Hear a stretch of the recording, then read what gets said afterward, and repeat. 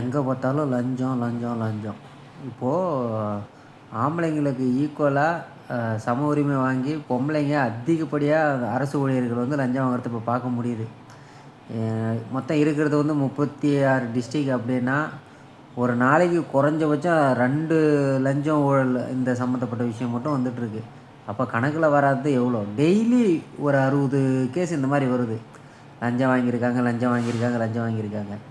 இவங்கள திரும்ப திரும்ப அரசாங்கம் இவங்கள வந்து தண்டிக்காமல் எதுவுமே பண்ணாமல் திரும்ப திரும்ப இவங்கள வளர்த்து விட்டுக்கிட்டே இருக்குது.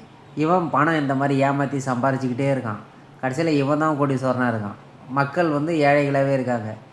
இப்போது இந்த இந்த மாதிரி நாய்களை இந்த எச்ச நாய்கள்லாம் வேலையை விட்டு அனுப்பிட்டு காத்திருப்பு பட்டியலில் வேலை கிடைக்காம ஒரு அரசு வேலை கிடைக்காம வெயிட்டிங்கில் இருக்க எவ்வளோ பேர் இருக்காங்கல்ல, அந்த மாதிரி ஆளுங்களுக்கு வாழ்க்கை கொடுத்தா அட்லீஸ்ட் அடுத்தது நம்ம லஞ்சம் வாங்கினா நம்மளையும் துரத்திட்டு நம்ம இடத்துக்கு வேறு ஒருத்தவங்களை வந்து அனுப்பிடுவாங்க அப்படின்ற பயத்திலேயே தான் அவன் லஞ்சம் வாங்காமல் இருப்பான். ஆனால் நம்ம கவர்மெண்ட் அப்படி செய்யாது. ஏன்னா நம்ம கவர்மெண்ட்டு டோட்டல் கவர்மெண்ட்லேயே வந்து லஞ்சம் பெருத்து போயிருக்கேன். இவங்க எப்படி இதை தடுப்பாங்க?